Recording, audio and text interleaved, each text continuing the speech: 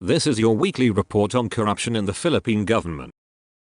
A village councilman and a watchman were killed when they were attacked in what police believed was triggered by a long-standing clan war in the town of Midsayap in North Cotabato at 1 a.m. Thursday. Lieutenant Colonel John Miridal Kalinga, Midsayap Town Police Chief, identified the fatalities as though Puayo Singh, 73, village council member of Barangay Kudarangan, and Bayo Muhammad Yuka, 58, a member of the Barangay Peacekeeping Action Team and a resident of the same place. The houses of the victims in the village were sprayed with bullets, he said. Barangay Kudarangan is among the 63 villages in North Cotabato that opted to join the expanded Bangsamoro Autonomous Region in Muslim Mindanao. The villages are now grouped and named BARMM Special Geographic Area. Kalinga said the families of Singh, a member of the Moro National Liberation Front, and that of a certain Sukarno Madadis, also an MNLF member, have been locked in a long-standing Rido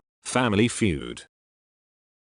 2 men were shot dead by a retired policeman in Ilocos Sur on Tuesday afternoon, November 21. In a report on Thursday, police identified the suspect as Roberto Abano, a retired member of Philippine National Police. He reportedly attacked victims Luthgod Lacaden, 51, and George Guzan Jr., 38, along Barangay Concepcion in Cervantes town. Before Abano fled the scene, he tried to shoot Lucaden's wife too, but she managed to escape and hide in a nearby home. Operatives of Cervantes police station responded to the crime scene shortly after the shooting. They brought the Lacaden and Guzan to Ilocos Sur District Hospital, where the victims were declared dead on arrival. After authorities made negotiations for the surrender of the suspect, Abano turned himself in on the same day. No other details were provided, such as why the suspect attacked the men. Abano was brought to Ilocos Sur District Hospital as well for physical and medical examination. He is currently in the custody of police.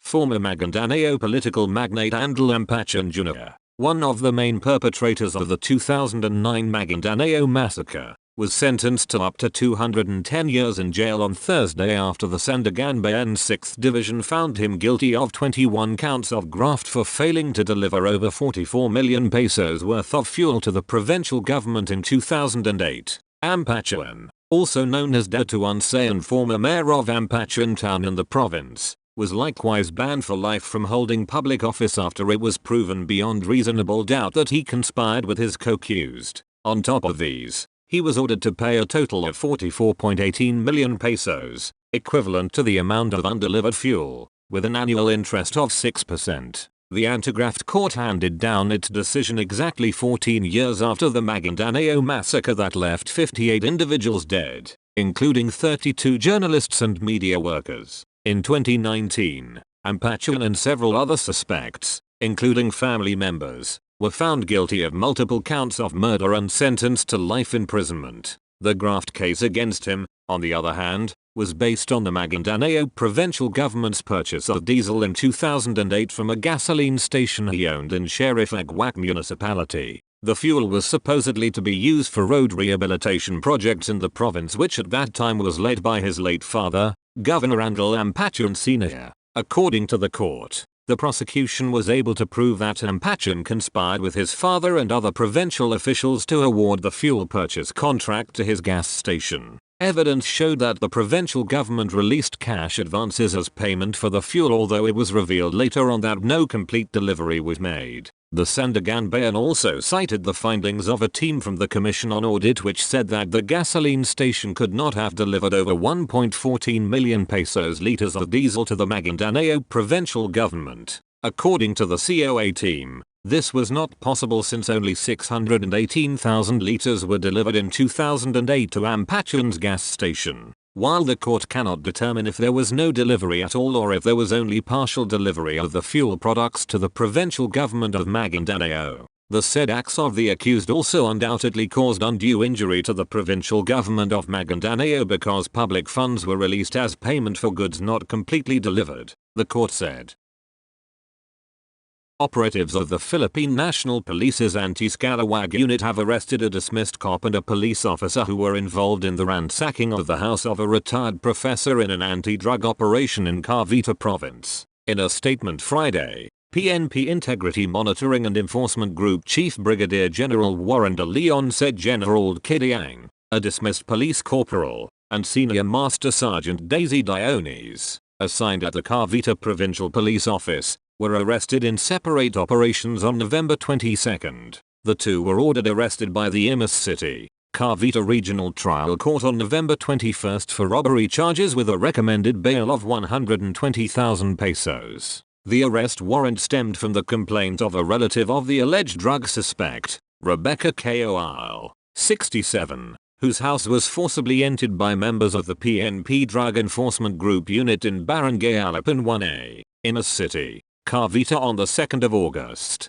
In a viral video, Koal was heard screaming for help during the incident. It also showed that other cops who remained outside of the suspect's house were tinkering with a parked motorcycle and some police officers carrying some items from her house, including a tire and a motorcycle rim. The police officers, who were then in civilian clothes, also allegedly took cash, a laptop, and other items from the house of Koal, who was later arrested. Aside from Kidiang, 6 other police officers who were involved in the incident have already been dismissed from the service in October. Staff Sergeants Jesus Alday, Julius Barban, and Amy Albuna, Corporal Luamando Antonio, and Patrol Officers Riamel Zarez and Rene Mendoza. The 2 accused were brought and detained at Imus City Police Station. 5 police officers had been charged in this city with armed robbery for allegedly robbing the family of a local businessman with over 2 million pesos in cash and other personal items. Police Colonel Alexander Lorenzo, the city police director, said the policeman faked a warrant of arrest so they can enter the house of businessman Algabid Umabong Abdul, 27, in Barangay Techon at around 10:30 p.m. on November 14. The warrant was supposedly against Abdul's father, Abdurajik Abdul. Citing the account of Abdul, Lorenzo said the armed men presented themselves as members of the police's regional special operations group. They then barged in, with 2 persons immediately going upstairs to check on the rooms, took away 200,000 pesos cash placed on top of a drawer, emptied 2 vaults all containing 1.9 million pesos cash, and carted away 8 mobile phones. They then fled aboard a waiting grey vehicle with plate number NDZ3540. Abdul's narration cited 6 heavily armed men, but the Zamboanga City Police Office had filed cases against 5 men only. Lorenzo said they have already arrested the 5 police officers and had also filed complaints against them at the city prosecutor's office last Tuesday, 4 charged with armed robbery and 1 with robbery in band. A police blotter obtained by the Inquirer identified the suspects as Lieutenant Ariel Fernandez Jolatoria,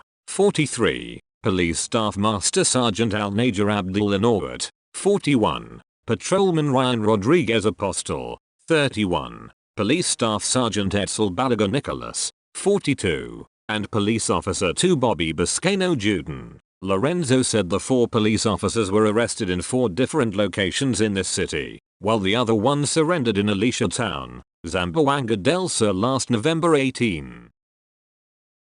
A Philippine National Police official who was previously charged for suspected involvement in a hit-and-run incident was rearrested on Sunday morning for allegedly firing a gun outside a restaurant in Quezon City. The suspect was identified as Police Lieutenant Colonel Mark Julio Abong, former chief of the Quezon City Police District Criminal Investigation and Detection Unit, who is now assigned to the PNP Headquarters Legal Service Department. According to a report by Luisito Santos on Super Radio DZBBQCPDCIDU, said Abong was nabbed after allegedly assaulting a waiter and firing a gun twice outside a bar along Scout Rallis Street in Barangay Laginghanda, Quezon City. The police official was reportedly drunk and had an argument with a fellow customer. Tension also occurred at the QCPDCIDU office in Camp Karingal after Abong tried to leave even though a clearance from the PNP was not given yet. Abong will face multiple complaints such as alarm and scandal, violation of the Omnibus Election Code, gun ban, physical injuries, and slander. The gun ban or the prohibition on the bearing, carrying, or transporting of firearms and other deadly weapons was set from the 28th of August to November 29th due to the Barangay and Sangguniang Cavite elections. The QCPD-CIDU said there is enough evidence against Abong. Police agents arrested a fireman long known for asking money from applicants to the Bureau of Fire Protection during a 400,000 pesos cash payoff by a supposed victim who helped entrap him in Cumalarang, Zamboanga del Sur on Monday. Officials of the Zamboanga del Sur Provincial Police Office and the Police Regional Office 9 told reporters on Tuesday that FO3 Jason Albius Casanes voluntarily turned himself in when policemen frisked and cuffed him after receiving the money in a sting on Monday in Purat Crossing in Barangay Sacade and Cumalarang. The entrapment operation that resulted in Casanes' arrest was laid together by personnel of the Criminal Investigation and Detection Group 9 and units under PRO 19 in the Zamboanga del Sur PPO, assisted by officials of the BFP's regional office in Region 9. The operation was launched after a number of parents whose sons and daughters were duped by Casanes reported to the police's illegal activities. Casanes is assigned at the BFP station in Isabela City in Basilan, a component province of the Bangsamoro region. His companions reportedly helped clamp him down by providing the police with information about his mulcting of money from young men and women who want to join the BFP. Casanes is now detained, awaiting prosecution, according to officials of PRO 9. The regional office of BFP 9 had said in a statement that an administrative case shall be filed against him for serious infraction of the Bureau's Code of Conduct for its organic personnel.